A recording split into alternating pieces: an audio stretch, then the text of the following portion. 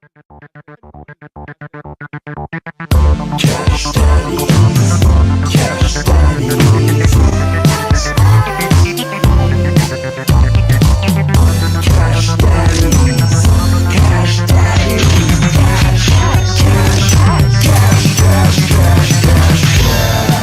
Daddies is for entertainment purposes only. You'd be an idiot to listen to anything these degenerates say. Invest at your own risk, do research, but seriously don't listen to these ass clowns. Now enjoy Cash Daddies. All right, Cash Daddies is live, and guess what? We fired Johnny, and we decided to go pure rock star. Joining us, one of my favorite people of all time from Hatebreed, Jamey Jasta. How are you, buddy? Let's go, Cash Daddies. I'm back. I'm in the USA. God bless America. Landed at JFK last night. Almost hit up Howie. That's why it's so crazy that you hit me up, because I was right about to hit up Howie like as soon as I landed. And I was going to say, yo, Ice Cube got me fucked up with this Fat Burger shit, because I'm down for like 2 years on fucking Fat Burger, and I'm buying every goddamn dip. Oh, you just keep buying? I'm like their number one investor. I got to get on the call. We got to hit up somebody. Yeah, they need to invite you to the board meetings, dude. At least guys, French fries. Holy shit. We're live from the Wise Wolf Gold and Silver Studios. That's right. Go to cashdaddies.gold and get in on it for as little as $50 a month. You too can buy precious metals. So we'll get into that a little later. Jamey, it's been a while, man. Last time I saw you at a big music festival coming up. How'd that go? It was good. It was a lot of fun. We're bringing it back next year, Milwaukee Metal Fest. Everybody's saying I should do comedy, and I just saw Florentine and Don Jameson. They came to our Jersey show in July last month, and I was like, damn, I should hit up Sam. Maybe I'll get Lewis. I am coming down though for Skankfest. Oh, dude, the whole network. It's gonna be fire, dude. Whole network's coming down. I'm about ready to relaunch the Jasta show. I just had to get these 3. Basically, I did 90 shows in 3 months. I don't know why I agreed to it. But I don't know. How did you do that, dude? That's almost a show a day, and you're just moving. It was crazy. Yeah, the time was right, and the offers kept coming in. You know how it is. Like when the offers come in, you got to take them. I'm sure, dude. And rock seems to be having a nice resurgence, huh? I mean, like for a long time, it just, at least on the West Coast, like the only hot chicks at a rock concert were Latinas. Like nobody was. And now it seems like it's back to crushing. Like people are backing guitars, crushing. You know, it's crazy. Great, I don't know if dude. it's TikTok. I don't know what. I know we had something go wild on TikTok because we just had our. We got one song is like at 100 million on just Spotify. Whoa. It's like, and it keeps going. Like we checked it a couple months ago, it was at 100 million. Now someone was telling me it's at like 130 million this month. And then we got this, you know, they send you like these updates where it's like, you had 1 million listeners this month. Even on my solo shit last month, I had like 100-something thousand. And then the Hatebreed page was over 1 million or 900-something thousand, which was up. So I don't know. It's you know how it is with same thing with music it is with comedy. It's like no, dude, music's much more universal. Yeah, comedy is just fucking war, dude. It's like these tech guys hate us. I got a buddy of mine that's big country guy. He's back and forth between upstate New York and Nashville. He's a country guy, and he's like, man, he goes, I fucking love Jamey Jasta. He goes, because I listen to that shit all the time. I'm like, what? I go, you're over there talking about dogs and pickups with like losing your third beer. He's like, nah, I love Hatebreed. I love that. And I'm like, holy, how do you even? That's crazy. That's like Sam said, great. Everybody knows music. That's tough awesome. Week though. Tough month losing Ozzy, huh?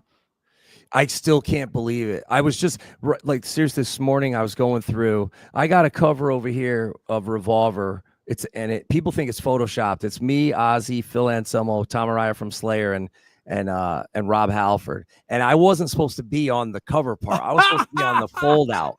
But I told everybody else in the photo shoot, like, I'm not being on the fucking fold out. I'm standing here. And the publicists were trying to move me, and I was like, no, I'm standing behind Ozzy. I worked for this because a lot of the people that were on the fold out, aside from Corey Taylor, it really should have been Corey Taylor. Shout out to Corey, good friend. I love him.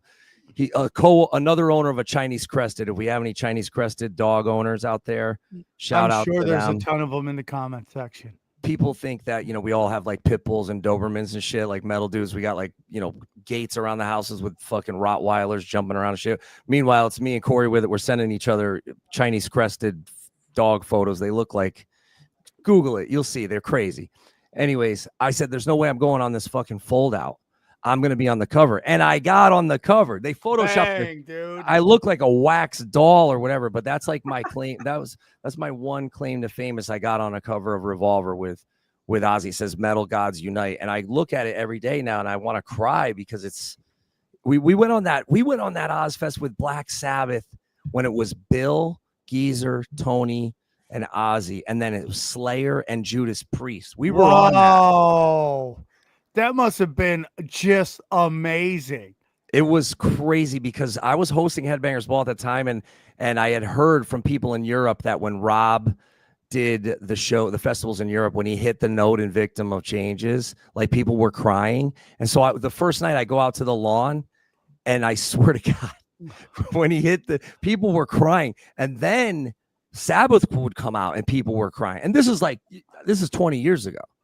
The closest I have to that is when, for some reason, I was just blessed, and I owe it all to Doug Stanhope, but I got to be in the End of the World podcast that was happening when Hillary Clinton and Trump were going at it. And it was like all these great podcasters were together and all their fans, and we were just slowly taking them through this event that nobody was expecting. And Trump wins, and I still look at that picture and I'm blown away because it looks like the Last Supper of comedy, where it's just like Rogan, Bill Burr, all these fucking Russell Peters, all these fucking legends on stage in this historic, crazy night. That's the closest I have to that, dude. Well, bro, you're in the conversation. Vernon Reed from Living Color said that to me once. He goes, "You're in the conversation. That's all that matters." Yeah, that's all that matters. Just mention my name once in a while. Yeah, like, on the outside, dude. Shout out to Jim Norton. Like Jim Norton, I guess. I love Jim Norton. Shouted me out on Rogan recently because I did his Chip Chipperson podcast theme song, and that was another thing I thought maybe that's why my Spotify was going crazy because I think I put up the jingles on Spotify. I got to look and make sure, but I did a bunch for Jim. I actually pitched Jim a whole Chip Chipperson album where I wanted him to do a song with Ozzy. And yeah, how hot is Jim's wife, huh? She's pretty hot. And sometimes when I see him, he's walking funny. I'm just like, must have a fucking lover's quarrel. Jesus, Tripoli. Oh. Yeah, maybe right before authentic Jim. I'm so happy for him. Just be. I am too, dude. I am. But the people let him know, I'm sure, on social media, right? Like it's just let Jim live Jim. I love Jim. He's a great comic. He's a legend of the game, and he's living his most authentic life. But you think he's the bottom? He's not the top? I don't know. I saw him at Skankfest. He's walking weird. I was like, what happens in Vegas stays in Vegas, dog. Teach their own, dude. Here's what I've learned about the gays, dude. They do not like you asking them if they're a top or a bottom. No, I think what happened in Vegas is pretty much well known now. Yeah.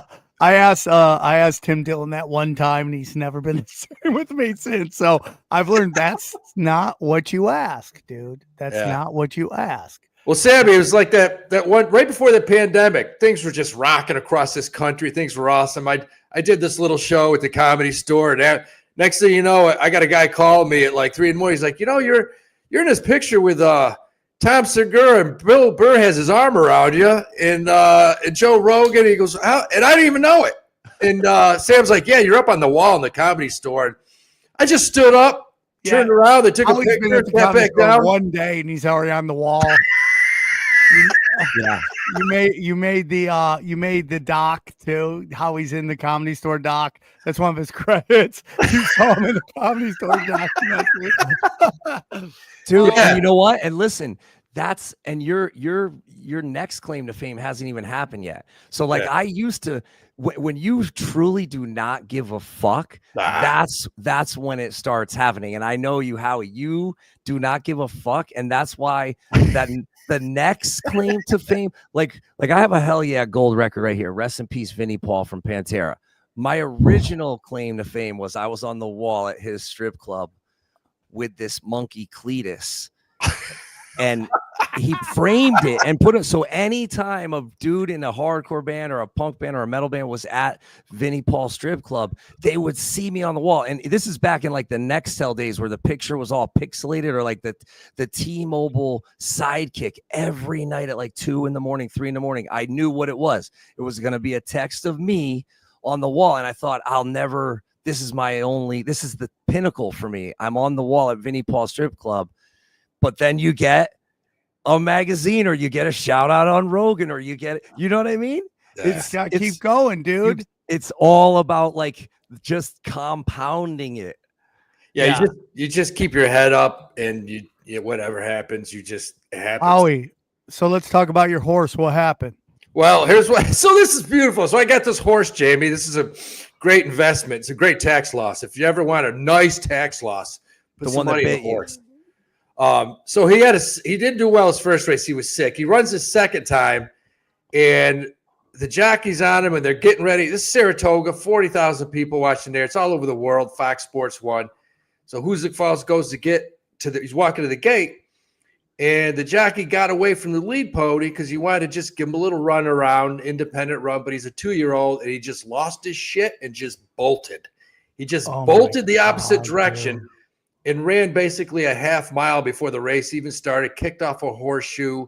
The only good news is he's running again in 3 weeks at Aqueduct in New York City. Let's go, dude. I'm jacked up. And I just went and saw him 2 hours ago, had a long talk with him. He bit me in the arm again. Fucking bit the shit out of it, bit me hard. Dude, they're just asking, dude. The horse is sick already. You just got him, dude. He caught a cold. He caught a cold, which my girl swears I'm the one that gave him the cold, but I don't know if that's what true. Are you doing with this horse that you're giving him diseases, bro? I don't know. We hang out. We hang out a lot. We hang out for hours. I talk to him. But he's going to run again. He's running 3 weeks. Aqueduct, Queens, New York. We're taking him down from Saratoga for 1 day. I think he's going to win, man. He's going to go off at a big price too. So this is so this could be the calm before the storm right now. Like this was, you had the fuck up that's in the past. And it's like, now it's like the Cinderella story where, wow, he went from kicking off a shoe, going in the wrong direction to winning at the Aqueduct. Jamie, if he wins at Aqueduct, we'll run him again, maybe in Tampa or Gulfstream, and the thing is, he trained yesterday. Chris Elliott gave him a little cruise around the track as a young jockey. He said, I know you got Johnny Velasquez Hall of Fame rider on him, but if anything ever happens, I want to ride him. He goes, because it's the best horse I've ever been on. Come on. He's one of those in warm-ups, in practice, at 5:36 in the morning, he's the fastest horse on the track. When he gets in front of 30,000 people, he has a few problems. He gets stage fright. So he's the opposite of Allen Iverson of horses. Yes. Yeah. He's the opposite. Yes. He's like, I like practice. Practice I love. Talking about practice. Yeah. What's the horse's name again? People are asking. Hoosick Falls. Hoosick Falls. All That's right. the hometown I grew up in. How much is a horse like this? This one was... We got a deal on. This one was 75,000, but we got a deal. Who technically owns it? You and your girl? No, man. My buddy out in LA lives out in Irvine, California. Jay Madujan. He owns. Yeah, I own the hoof, and I'm the motivator. I'm not doing a good job right now, so I got to pick it up because the pressure's on. This horse has to show up, or else I'm gonna end up in a river. It's fine, buddy. It's gonna be no, he'll do all right. I got faith in him, man. I went and talked to him today. He's a monster, and he's a late mature. He's still a 2-year-old. He's a baby. So what's the line? Like, how does it work? Well, he'll go to Aqueduct. They'll put a morning line on him. I would say it's going to be 15-1, 20-1. It's going to be higher because he hasn't raced well. Personally, I think he's going to show up and do very well. I really do. So yeah, that would be the next horse. We'll name him Hatebreed. The horse has to listen to Hatebreed. It will You know what? going, Oh yeah, dude. maybe that's what I'll do. I'll bring that shit right to the stall. Oh yeah, and I'll just turn it up. And if he starts bobbing his head, I'm biting the shit out of people. Yeah, let's go, dude. Someone said if you can't horse race, horse. I mean, fight, technically, they're circle pitting. If you really think about it, it is like right. That's all he does. That's all he does. He turns around, his head, he just, I feed him a carrot. He goes crazy, bites me in the shoulder. He headbutted me today, headbutted me hard. So he knows who you are. He knows your voice and like the whole thing. Oh, yeah. So he's annoyed at you too. Yeah. Yeah. Like I'll show up. What's up, buddy? And he'll be like, come running over and, just start biting me. And, he knows. He knows. They're smart. Horses are smart. So, Jamey, we've had you on Cash Days before. You've done tinfoil hat, but you like to get into these penny stocks, right? If that's what I remember from you, you like to find that value. Is that still going? And how is that going? Oh yeah, some of these ones that people wrote me from the Risky Bags episode, one of them was, or two of them were horrible stinkers. Mullen, right? That guy used to run Death Row. You love Mullen Automotive, man. I got out. So I got out when I made money, which was crazy because I bought. I mean, it had to have been just a total scam, right? The guy's got his comments limited. The company's got their comments limited. They're doing all sorts of reverse splits. Yeah, I didn't like it. I was like, there is something going wrong here with this. But I will tell you this. What is a reverse split? Sorry, Howie. What is a reverse split? It's where they devalue the shares to stay on, to basically to not go onto the pink sheet, right, Howie? Like where? Yeah. Like let's say, let's say they do a 10-for-1 reverse split, Sam. So let's say you got 10 shares. Guess what? You don't have 10 anymore. You got one share. Yeah. And instead of trading at 10 cents, it's trading at $1. So, a split like NVIDIA splits. You got 100 shares in NVIDIA and it splits 2-for-1. Now you got 200 shares. Things are looking good. Balance sheet's looking awesome. A reverse split, that's kind of like the next thing before bankruptcy. You don't want to see a reverse split. Oh, that sounds awful. And when you hear that, hear somebody do that. I'm going to tell you, Jamey hits me up all the time. And look, you still got some NIO, some NEO? Oh, yeah. Yeah. And that thing, I told him, I'm like, man, if we can get above 522, I'm like, I'm not shitting you. I told him, I'm reading this text. I said, it could go to 7. That's what I kind of like it. It's been trading healthy. And I was buying at the bottom. Yeah. I was buying and buying. And now I'm up for months. Yeah. You were buying that when it was down at like $3-4. Yeah. And Hyliion too. Like I was buying Hyliion, I think at $1 or $1 or 90. It might have even dipped to under $1 at one point, and people were shook thinking that was going to go to the pink sheet. And now I've been up on that for months, and I just sell it against some of my stinkers, because obviously I don't want to, I want to have some tax loss harvesting, right? Yeah, that's what I always talk about. There's nothing wrong with a tax loss every now and then. I hate that you have to do that. That upsets me so much that you got to be like, dude, I got to take a loss on this so I don't take a beating on taxes. It annoys, dude. Like when you start making money, and I'm not saying I'm rich by any means at all, not even close, but man, when someone offers you cash and the first thing you think is like, or a gig, you're like, oh, I'm going to have to pay so much money on this, so many taxes on this. That is the most disgusting thought in the world. I mean, obviously there's worse but thoughts, any win is a win, bro. Yeah, like Jamey's right. Any win's a win. You take a profit, you bank when you can. But listen, if you're holding a piece of shit, and we've all held pieces of shit. I've held stocks after a year. Ford's supposed to bust above 12. It doesn't. It goes down to 9. At some point, I'll look through my portfolio and say, all right, let's take my top 3 pieces of shit here and let's sell them. Let's get rid of them. I don't like them anymore. I could take a tax loss and I can offset them with my gains, the good stocks. And that's kind of a good feeling sometimes. And also you can put that if you reinvest that, right? Like even if you sell a portion of a stinker, like when you were going hard on Uber, I started selling anytime Workhorse had a little bit of a pop, or what was my other big stinker? Workhorse was my biggest one.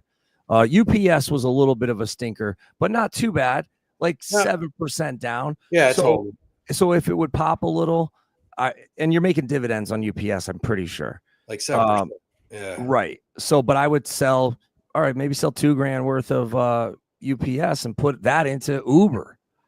And then Uber, I was buying at like shit. I mean, 70, 80. I feel like we were just buying it anytime it dipped, because that was one of my biggest holdings for a long time. And now I'm up like 30%, 40% on it. Yeah, it's at 94. And I texted Sam last week. I said, it's headed to 100 this time. This is the time. It's going to 100. And Jamey texted me last Wednesday. I got this right here. And he says, what do you think of Tilray, TLRY? That's the marijuana stock that we've been watching forever. And he said, do you think it'll go to $1.50? I looked at it and I was like, it's got a shot. I said, possibly, yeah. That thing's up 10% today. It's rocking. I've been buying since like 80. Let's see what's the lowest. I think I want to say I bought 10,000 shares at like 80 cents. It's at $1. It's at $1.13. And my possibly last Wednesday is more like a probable today. Because if that thing busts above 120 and stays there, it's going to 150. I agree. Yeah. I mean, that's one that had a really tough time for a while. Somebody says Alex Jones is talking shit about me right now. No way. Yeah, based on probably my Joe Rogan experience. People can't handle this shit, dude. Daddy drops nothing but hammers, bro. Nothing but hammers. I got to listen to it. I just got back at my podcast app is like just unloading, because I had one of those eSIMs in Europe where you don't know who's texting you. The numbers are different. So when I landed, it must have just went crazy. I have all these podcasts I got to listen to. So what did you say that he would I don't know. I'm trying to find out where he's talking shit. I don't know, man. Just it's very weird that Alex would have any problems with what I said on there. So it's very weird to me. Let's get into some stories, shall we, guys? Get into some of these stories that everyone's talking about. Yeah, before we leave, Jamey, you got to hold that Tilray. Just hold it, because it looks to me like that thing's busted up. You know what? If anybody in the chat knows what cider company they bought, I had heard from a buddy of mine lives down in Hudson County that they were down there. And then another friend of mine out here had sold a company a bunch of soil for the apples for a potential big buyer of a company. And I thought, oh, was that Tilray? Because didn't they bought something from the Bud Light portfolio or the Anheuser-Busch portfolio. I think it was a cider company. So if they're expanding into that, I use their hemp protein or one of the hemp. It's a good company. They're in Italy. They're all over the world. Yeah. Yeah. I think this is one of those ones where everybody got shook and basically sold at the bottom. And now they're like, fuck, I'm buying it back. Because especially whatever that day was where it popped 25% in the day. I was buying all that morning. I think it might have been because Trump had said something like it was possible to legalize federally or something. There must have been something out there that day. But I was in Europe, so I was like, holy shit, good thing I bought. I just kept buying. Like, that's the other thing I've been doing lately, Howie, is I buy on the way up. I used to sell on the way up. I'm buying on the way up. Yeah, I mean, it's healthy. And look, this company trades 1 million shares a day. If they pick up volume, if you see volume picking up to 1.5, 2 million, that's a good sign. I just hope they don't do a reverse split if it goes under $1 again. That'd be the worst. Yeah, you want to see this thing, you'd love to see this thing. And it's, it's had a hell of a run since June. But you'd like to see this thing bust up above $1.50, $1.75, and then positive things can happen. So, but hell, it's looked good from where you bought it. Yeah, that and Riot. I mean, I was buying Riot at $9, $8. Those two. Just because I felt like, all right, yeah, it's going to run when Bitcoin runs, and it doesn't always. It'll dip sometimes when Bitcoin goes up, but it's been on a steady. I don't know if you can pull the Riot chart, but it's up to 1225 today. This thing over the past month, it was down to $11. Now it's at 1226, and it does look like I think it's going to get back to 14. It's up 8% today. Yeah, and that's one. Don't you think that's one where you can, even if you hold it, you can sell a little. Like sell it if you're up 10%, 15%, sell a little, and if it keeps going, sell a little more. Like I've been telling people, obviously I'm not a financial advisor. None of this is financial advice, but I've been saying I'm happy with 5%. Yeah, anything's better than what I'm getting on a high yield account or a savings account or even some of the cryptos. I mean, take profits. I tell guys, I had a guy today. He's like, I'm up 120%, and I don't know, some call we bought. I said, dude, sell half. Yeah, sell half. If it keeps going, good. Sell the rest. If it goes down, make some profits. Yes, bank. It's all about bank and taking profits. That's correct. Yeah. Speaking of crypto, what do you think about this, Howie? You think XRP goes to 20? I mean, it's back down to under 3, right? Dude, you don't even know what happened to me, Jamie. This fucking dude from Celsius. 307. All my crypto, dude. Yeah. It'd be worth over 1.3 mil. And I bought it all early, but it's basically 1.3 mil gone. But you got a good chunk back.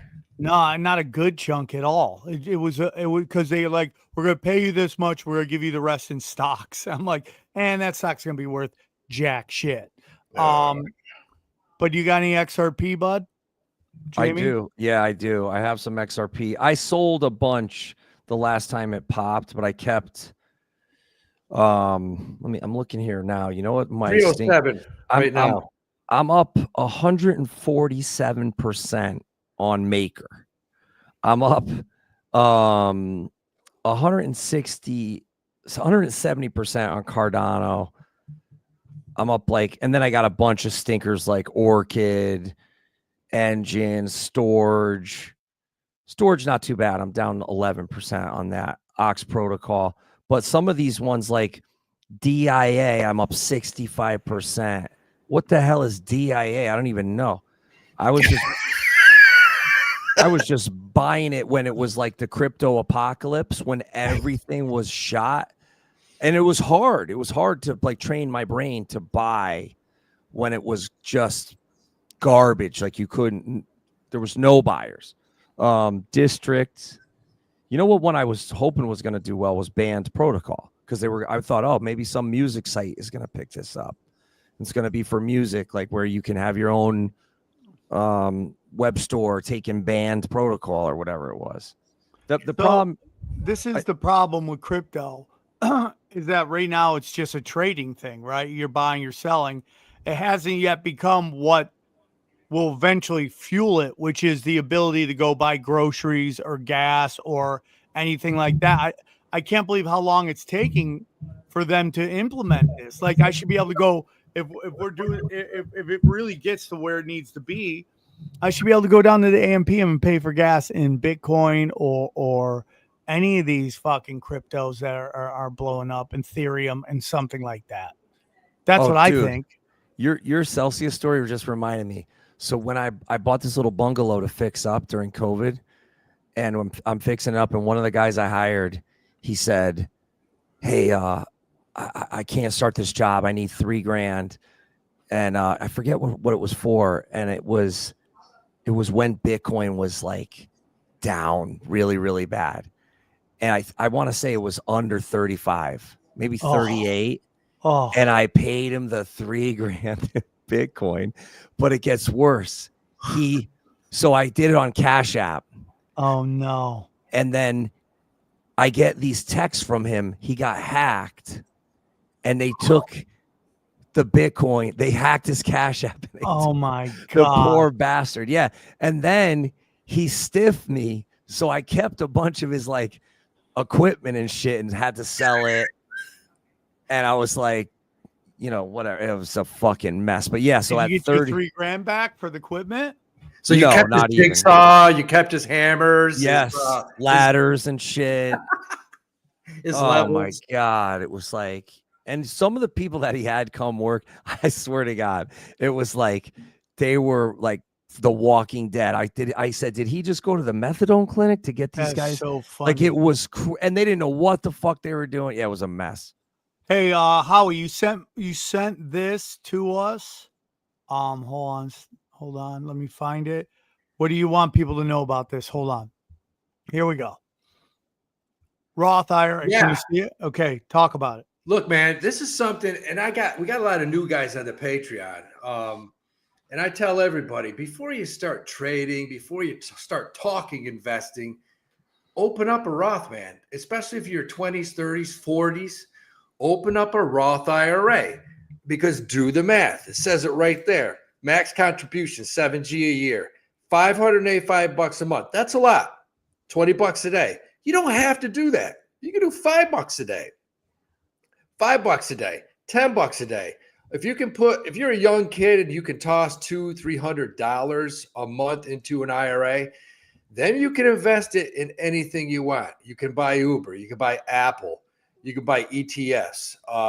When things get rough, when things get too high like they are right now, you can go to cash. You're going to make, like Jamey was talking about, a high yield savings account at 4%. But there's no ifs, ands, or buts. This is made. Roth IRAs are made for low and middle class. That's what they are. It gives you a chance. This is the one thing you have in your cards, in your deck, that they can put you into seven figures when you're 55, 60, 65, 70 years old. Because look, the most powerful thing in the world, Buffett will tell you this, is compound interest. There's nothing like compound interest, and the S&P's done what? 20% a year it's averaged over the past 3-4 years, which is crazy. We're due for a pullback. But if you got a Roth IRA, shit, you tossed in a couple thousand 3-4 years ago. Now you got close to 10 grand. And a lot of these kids that have these are 24, 25, 26 years old. You got 10 grand in your Roth IRA and you're 30 or 35. You still have a good chance of getting to $1 million when you're 65, 70. So, $1 million then won't be worth a lot, but it sure as hell will help you buy some bread and milk when you need it on a Saturday. So yeah, this is like the most important thing I preach to people is a Roth IRA. So if you retire, let's say a buddy of mine, it's so funny. I went home to bring my kids back to the homeland. And let's say that my buddies are all retiring right now. I have two friends who are retired. One made money in the U.S. military. He's retired. And then another one of mine is sold his business. And now he's got the greatest gig driving a bus for the school. He has to take one kid to another school, drop the kid off, go home and chill, take a nap, go pick up the kid, drive him back. It's like the best gig of all time. That's a good job. So my other friend says that like in 3 years, the state offers like early retirement. Yeah. What do you think they're making a month when they're retired? What are they getting from the state? How much money could they be getting? That depends on what your final salary.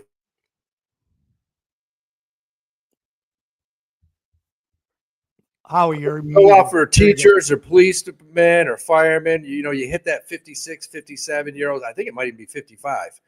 And they'll take let's say your final salary is $100,000. The early retirement, I don't know, they'll offer a percentage. If you leave today, we'll give you 65 grand the rest of your life. That is amazing. Yeah, it is. I got a buddy that's he's retiring like next year. He's taking early retirement. And he's like, I have to. He goes, they're giving me like 65%, 70% of his final salary. Plus health insurance continues. You get a job through the state, depending on what state you're in, especially New York. A lot of these state jobs are pretty solid. Oh yeah. When I first got to like cruising altitude with the band, like in the late 90s, and I said, I'm never going to work a day job again. I don't care what I got to do. I would get home from a tour and I would be in town and I go, what the fuck are all these people doing? Why aren't they at work? And then you start and they didn't back then, they didn't look old. You know, it was like you're 55 or 60. To me, they didn't look like super, super old. I'm like, where the fuck? They got nowhere to go, nothing to do. And then I would find out, oh yeah, this guy worked for the state. This guy worked, and then they're just being How can paid the to state chill. afford that forever? If let's say somebody's making 75 grand and you're going to give them 75% of that to retire, how can the state afford all that forever? Well, I mean, the state, you know, you're put into a pension. If you're a teacher, fireman, cop, whatever, every single paycheck, you take a look and a certain amount goes into the pension, comes out of your paycheck. That's so crazy, dude. This, That's so much money. And I'm Yeah, glad for these people, but and what do you think they invest the money? What do you think the state invests the money in? military industrial complex. Oh, in the stock market. That's what they do. Okay. Stocks and bonds. So that's what it is. But yeah, it's early retirement's a real thing. A lot of people take it, and you know what they do? Shit, I got a friend who was a fireman for 30 years. He just retired, and he takes another job. You're getting your pension, and then all of a sudden you make another job. You're making bank. I mean, I got some friends at 55, 56, 50, they're making serious bank because along with their pension, they now have another job. So, you know, Interesting times, dude. Yeah. The last time I was on, and we were talking about risky bags, you know what one I hit big on was Clove. Oh, I was going to talk to you about that today because I'm pissed off I didn't buy it $2.19 a couple days ago. So I was thinking about getting back in because I got out at like $4 something, and I was buying at $1.20. This is years ago. But I just held, bought. My cost average like was $1.20, and I sold at $4 something. So I made a boatload on Clove while everybody else was just absolutely murdered on it, because I think people were buying at 7, buying at 5, but it's never gone back to 4, right? I think it's been down for months. It was at $2.16 last week, August 8th, a little over a week ago. And it's at $2.62 today. How dare you? My nephew's account, last time I was on, I bought him 16 shares of Palantir. God, I bought at that time too. So I think it was $40. I sold at 80. He's up 1,500%. So my nephew's account, he's made $2,600 on 16 shares of Palantir. Oh yeah, that thing is just unbelievable. Yeah, I told my son in college, he took $200 like 3 years ago, and he bought $400, bought NVIDIA. He calls me 2 days ago. Yeah, Dad, I need money. You know, this is a kid that works at a pawn shop, and he just bought somebody's gold teeth last week. He did literally bought a guy's teeth out of his head because he was like, Dad, I checked it. It was real gold, and gold's through the roof right now. He goes, you know, I think it's going higher. And I'm like, yeah, not a bad idea. I hope you wore rubber gloves. But he called me and he said, I need money for rent. I need money. I said, how many shares in NVIDIA do you own? He goes, well, it's split. And I go, that $200 you put in NVIDIA, what's it worth right now? It's worth like $1,500. I said, sell some shares. 21 years old. You know, sell some shares, pay for your rent. I don't want to hear it. You know, I sold my NVIDIA. I was pissed off. Me too. Yeah. Yeah. Now, I do think at 181 right here, I do think it does retract. I think we get some retraction probably over the next couple weeks.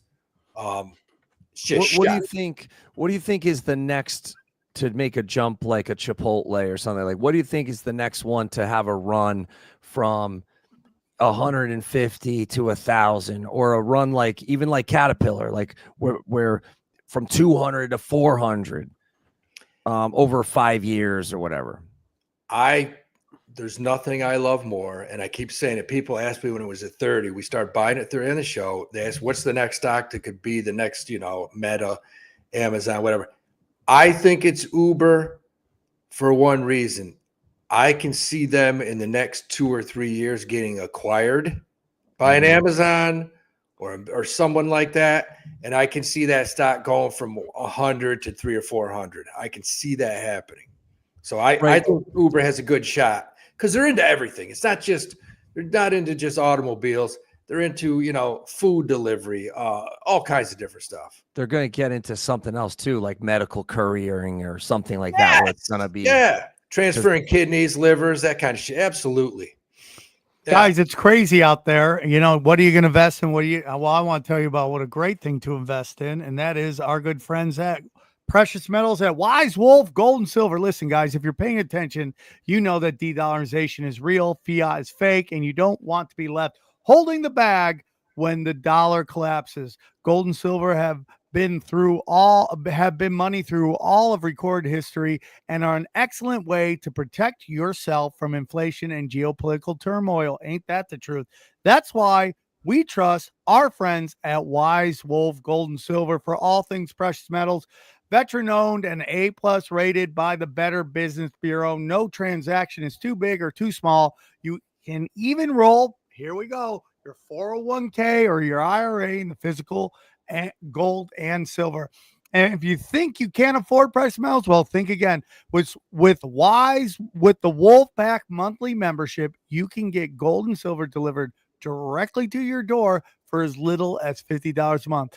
Wise Wolf Gold and Silver also deals in and accepts Bitcoin. So just go to cashdaddies.gold, use the promo code CASH at checkout, and receive free constitutional silver. Remember, in the world of bulls and bears, be the wolf. And we thank them for sponsoring the show, dude. We love them very much. Get in on it. What about lithium? Get in on all of it. I mean, that's one that has the stock LITH or no LAC. You got Lithium America. There's a lot of different companies, but that's looks like the future to the batteries of these cars. And it's sleepy, right? I mean, I was in it, and I sold at like 14, and it's down to like 2. Yeah, I'm looking at it right now. 294. I mean, I don't know. I probably wouldn't jump into something like this right now. The whole EV market is getting wild because you got Tesla, which is kind of that's the big story you told me about today, right? Is it you and Johnny brought this up? Yeah, China's making some moves. China's making some serious moves. And I saw a video on this particular company, this Leap Motor in China. And Sam, they had this car. It was driverless. There's no driver in it. And this thing, when it parallel parks, it's not even a parallel park. It just parks sideways and the wheels turn. The wheels turn at a 90-degree angle. It pulls up and just pulls in. It's crazy. It's amazing. Yeah. I mean, so, we're not even going to have to know how to drive. It's wild. So Tesla's got a lot of competition coming. Stock's trading at 334. I do think it'll fall below 300. A lot of competition. And I mean, what stuff costs in China. What about Lucid? Hold on one second, real quick. Sorry. If you guys do have a Tesla, you got to check out our sponsor, TessBros. That's right. TessBros, we thank them. Listen, TessBros, they're a small business built by Tesla owners for owners. For Tesla owners, everything they do is about helping our customers customize, protect, and maintain their ride, whether it's through our products or YouTube how-tos and reviews. We listen to the community and create products that solve pain points. Chrome detail deleted because no one likes that outdated chrome. Okay, door button stickers because passengers have a hard time getting out. Full DIY PPF and vinyl wraps because people needed an affordable way to customize a Tesla. There's a market for that for sure. Our mission is very simple. Deliver real value to Tesla community and make ownership more personal and empowering. They're made in the USA. Every product is designed and created and shipped from their Chattanooga, Tennessee warehouse. DIY wraps designed by them. They design all of their kits in-house, included everything you need for installation, pre-cut film, squeegees, prep solutions, microfibers, wrap gloves, heat gun, and more. They have step-by-step video courses, okay? You can follow along with in-depth courses made to guide you through every install right at home. And they have in-house support, dude.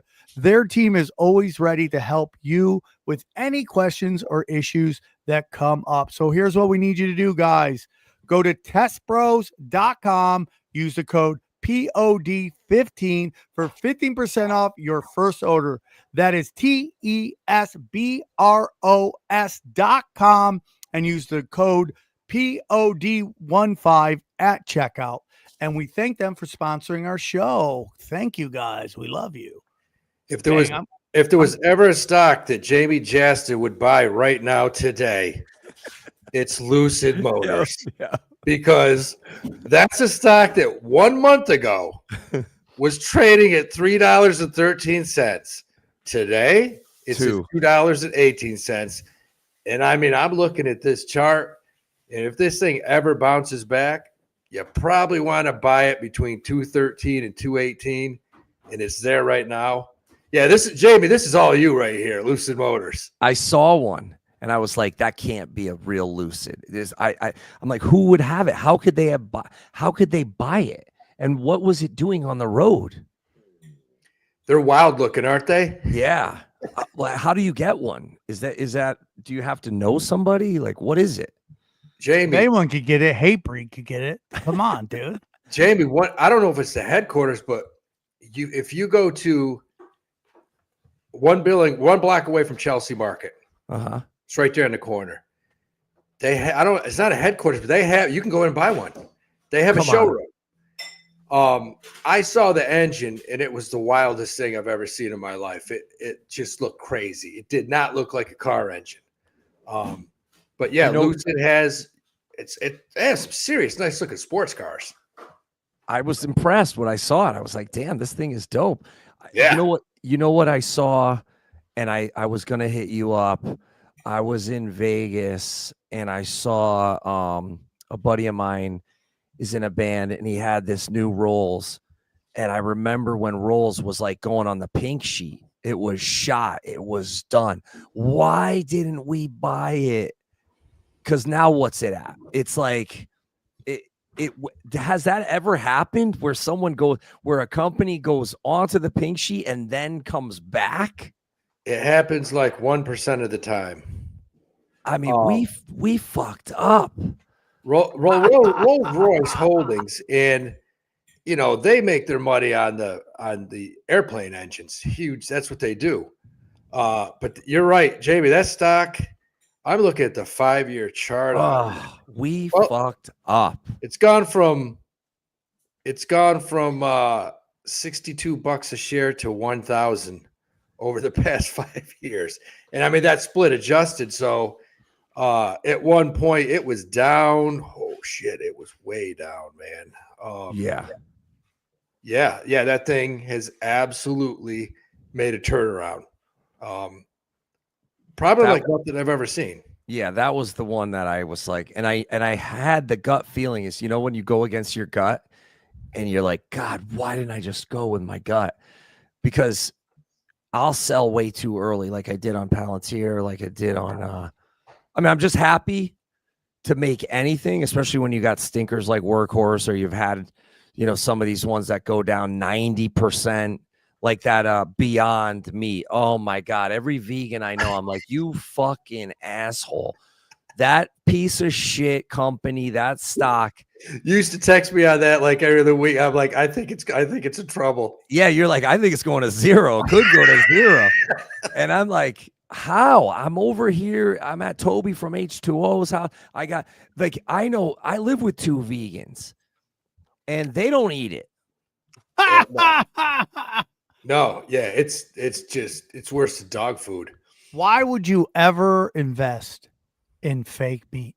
Because the guy was like, he was kind of like the Gavin Newsom of that's fake all you gotta meat. say right there. You ever say the Gavin Newsom of everything? Run. But you know what I mean? If you have the look, you don't have to like them or like what they're about, but they have the look where other people will fall for it. So you go, American Psycho.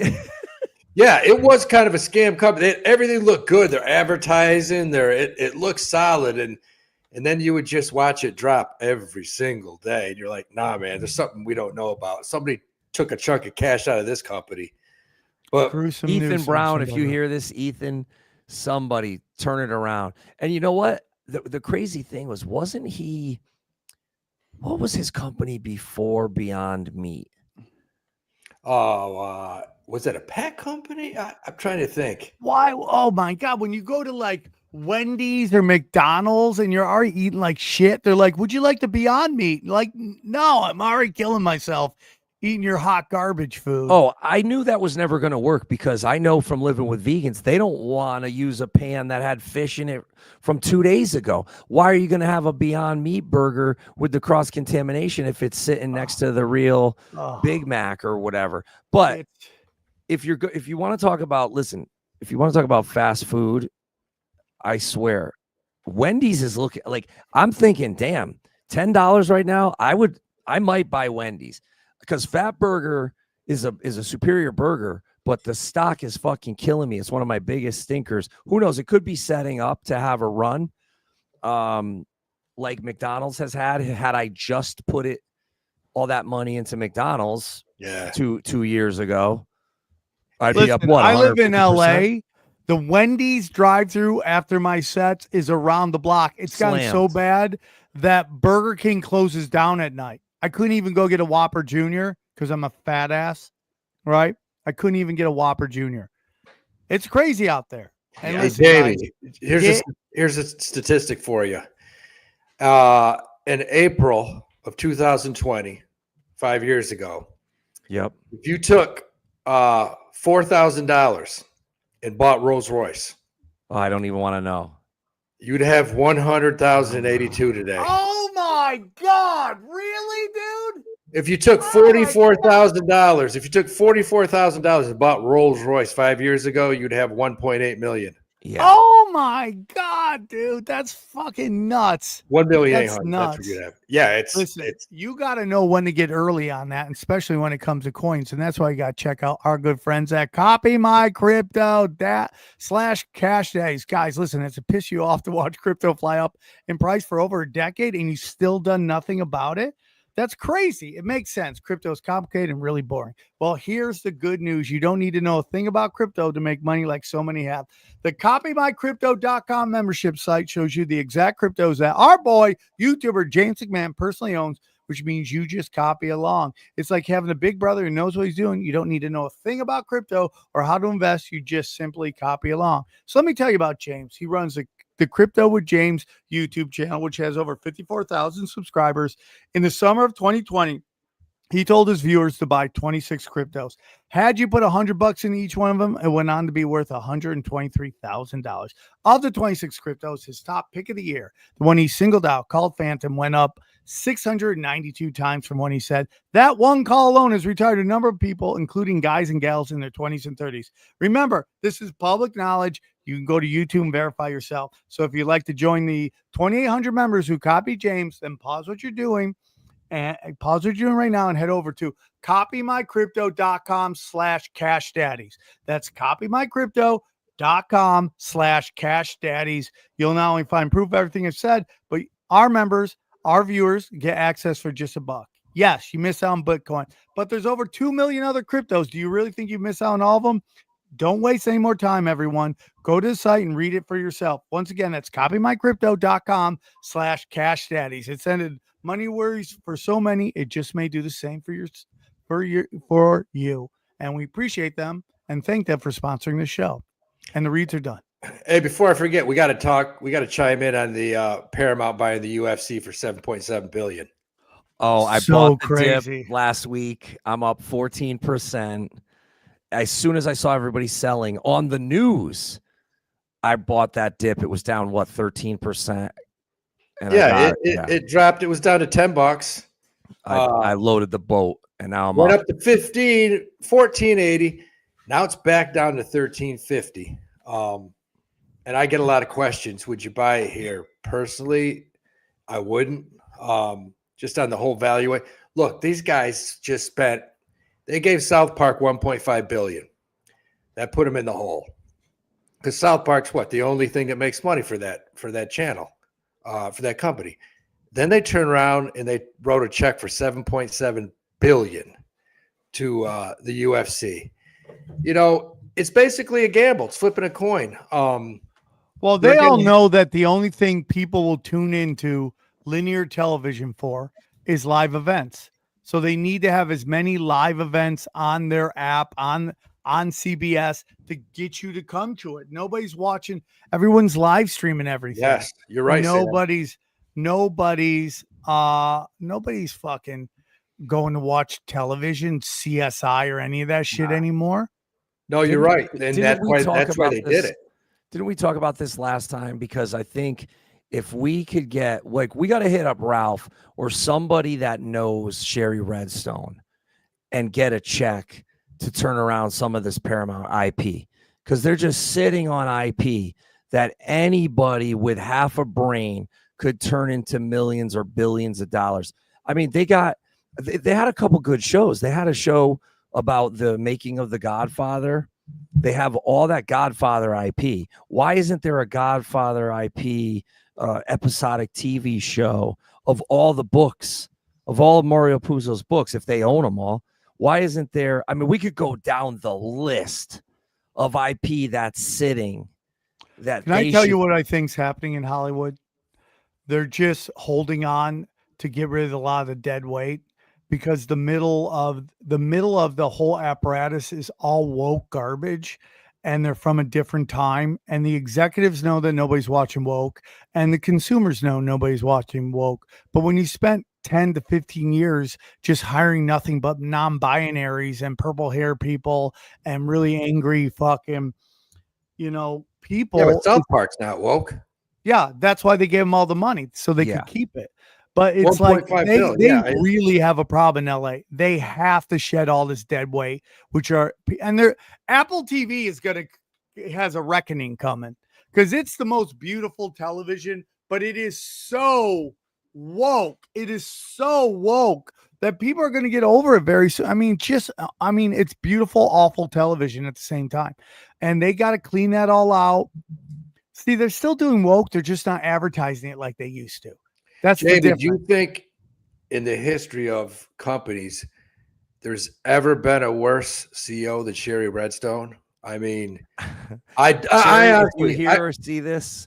I've watched her when her dad died, and I watched what she did with that, and it was like one mistake compounded by 2 mistakes, compounded by 10 mistakes.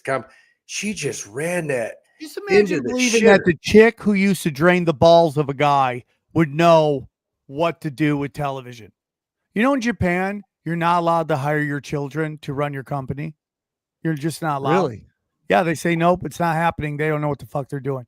And we just see it over and over and over again. 3 years ago. Family members in charge, and it just goes to shit. Look at Playboy. Right. Hugh Hefner put his daughter in charge, and that's the worst idea ever. Putting a woman in charge of pornography. Sorry, Sam's sexist. I'm going to say it. Sam speaking, nobody else. And it just went to the shitter. Oh my God. Imagine if Playboy was smart and they hired somebody like Sam to just go through the archives. I'm not talking about the photos or the videos. Just go through the archives of the articles, because they actually covered and had really good writing, where if you made audio podcasts of some of their pieces that they had done, where they were spot on about stuff and ahead of the game on stuff, nobody repurposes their content because nobody wants to do any work. Like if they could do that with AI now, so easy, dude.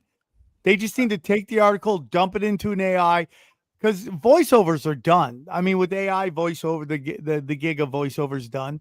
But you could have AI read that really nice. I mean, YouTube channels are doing that left and right now, and nobody knows. Believe me, look, if they gave me the keys to go into Viacom, if they even knew where the vaults were, and we could recolor or remix or remaster, like I would even go and say, you grab Scotty in, Eddie Trunk, me, Ricky Rackman, we can do new Talking Heads stuff, just commenting on old content. Okay, here's my interview with Metallica. Here's my interview with Marilyn Manson. Here's Ricky Ragman on the water slides with Dave Mustaine, you know, on location with Megadeth. That type of stuff like that you can repurpose now is gold. I mean, people will, especially for online, people want nostalgia. They love to see, oh, here's, you know, like Ice-T just posted a clip of him big up in Eminem, bringing Eminem out on stage with him on Warped Tour. Stuff like that, where the kids missed out on it and they want to see what it was like. My thing is, okay, are they going to make a comeback? This company was trading at $95 a little over 3 years ago in 2021, almost 2022. They're trading at $13 today. And I'm looking at it, and if this doesn't go right, if they don't recoup over almost the $9 billion that they just sank into this company is going to $3. There's no ifs, ands, or buts. Nobody can say it. Like, you're going to tell me David Ellison, who, you know, he has no experience in this, never done anything with it. He's Larry's kid. You think this kid's going to turn the company around? I don't know. Flip a coin. I don't think so. All that IP. I mean, you think a company like Warner Brothers is sitting on a bunch of IP doing nothing with it? I think Paramount might even have more IP than Warner Brothers. If you think about IP that is stretched out over years and years and years, like look at this. I got this. Like, I'm probably one of the biggest Conan collectors. You want to talk about IP that they can't do because of what Sam was saying. I could do a King Conan movie right now with Arnold. Arnold, I need you for 2 days. You put Arnold in the getup. And if you got the comics, you know the King Conan comics are bangers. You put Arnold in a getup, looking old, and he's telling you stories where you're just flashing back. And then you hire, you know, a bodybuilder or whoever, and you make it Game of Thrones style. You make it brutal, non-PC, horrific, like the comics were. Like you know, when they had to make the comics into the big books because they were too graphic, so they couldn't look like a comic, like Savage Sword of Conan. Yeah, dude. When I heard that Amazon got the rights, I was like, they're never going to put this out. They're going to shelve it because they're doing all this garbage with. Did you hear ESPN shelved Spike Lee's fucking doc on Colin Kaepernick? I mean, if you want to wonder who's winning the fucking culture war, I mean, they shot it and they're shelving it. Yeah. It's like the major labels used to do with albums, where they would just tank somebody's album if they didn't do, you know, a 360 deal or didn't do whatever they wanted them to do, change their style or what have you. But man, there's some of these properties out there that I'm just like, what do you hate money? Do you need write-offs? Well, I mean, what's really interesting is that this USAID gets shut down, and then suddenly all these giant icons are closing down. I mean, you have Stephen Colbert going off, and a lot of people blame that on Trump, but that could be the deal that they're doing with the UFC, because the UFC brings a certain kind of energy, right? And you're like, you don't want Stephen Colbert, who's basically the WNBA. They're losing the same amount of money every year, 40 mil. You know what makes me nervous about this deal, though, is that you take a look at Paramount. They have made a good decision in 5 years since the old man died. Redstone, the old man. And you take a look at it, and so they bid. They weren't the only ones that bid on it. Amazon and Netflix bid on this UFC thing. They bid on it. And Amazon and Netflix, who don't make a lot of mistakes, you take a look at Netflix, everything they've done over the past 10 years has pretty much been right, because that company's just profitable, cranking. Amazon, same way. This bid got up to, kind of like bidding on a horse, got up to above 7 million. Amazon backed out, got a little higher. Netflix backed out and said, you got it. And most of the analysts say that they paid way too much for it. So, I mean, 7.7 billion is a lot to make up when you really haven't done anything right in 5 years. So I don't know. Maybe it's an international thing, like someone like Hamzat, you know, who's got 10 million followers. I bet probably 8 million are outside of the US, where maybe they can make that back on subs in a lot of these burgeoning countries, because I see this a lot with bands where I'll see a band from Brazil or a band from Australia, and I'll look at their tour routing and I go, wait, hold on. I zoom in on it. I'm like, wait, they're playing Kazakhstan, they're playing Georgia, they're playing Belarus, and they're playing big spots. And then I'll hit them up and I'll be like, hey, did you get paid? Because I used to do those spots. But it was hard. Like, you leave Belarus, you can't exchange the money anywhere. Why? I played, we don't want to get into. That's wild. Yeah, I played a bunch of countries where, you you play Albania?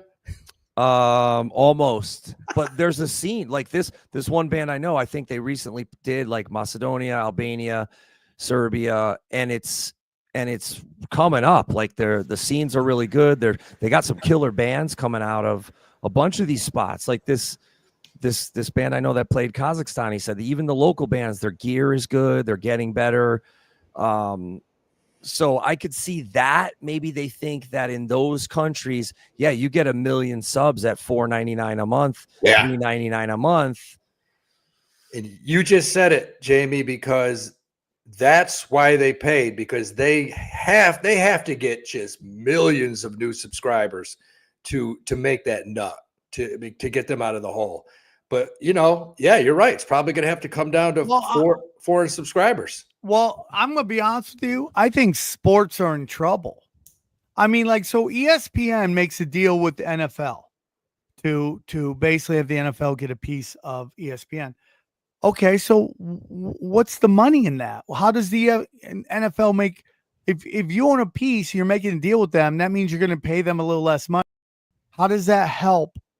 How does that help the player? I mean, like, I think you're going to start seeing money going backwards. I mean, like, that's why Adam Silver's just trying to open 1 million leagues all over the place, because he sees that the money is fucking going to go backwards soon. I mean, it's crazy to me. You might see people starting to make less money on Maxes than they used to, because these channels don't have the money anymore. Yeah, and NFL, I think if it was going to catch on internationally, besides in like London or wherever they do the 1 or 2 games, it would have happened by now, no? Well, yeah, I mean they had it with NFL Europe, and they abandoned it for some reason, because these guys don't, like, these owners just are nearsighted. Like, they won't let a minor league open. They need to have a minor league for football players that could develop and come in. Look what it's done with the basket. They do have a minor league. It's called college football. Right, it's a minor league guys that if you went and played for a little while, you might be able to get good to go play in the league. And then you could foster these smaller markets with smaller teams like Orlando, Portland, give them a minor league football team, and they could be cooking with gas. Anyways, all it's going to take, though, is like one big ass Indian dude like the Great Khali, or one big China, right? And then it's going to, like, especially for UFC, where, I mean, you're talking billions of people. Like, we're seeing it now with music, where India has awesome bands coming out. And if we, like, on my movie podcast, which we haven't done in a long time, we did a couple of those like Bollywood movies, and those episodes were huge. And the fans are so supportive, and they love when Americans and people outside of India are paying attention to what they're doing, and they're so cool. And they're just rad fans, and they want the bands to come there and stuff. So I could see that being like, if India gets a great UFC fighter, that would be huge dough. For Paramount. Huge. And that's why they got to develop these other markets to get those guys into the NFL. He's Jamey Jasta. We love him. He's part of Hatebreed. Go to his website, hatebreed.com. You can order the album, see the videos. It's fire. This is a fire website. Got tours coming up. Man, you're crushing it, dude. Come see us. Louder Than Life, Aftershock. Are you going anywhere near LA anytime? No, we did the Wiltern last year. Oh, I wish I would have gone, dude. I got to come check out a show, dude.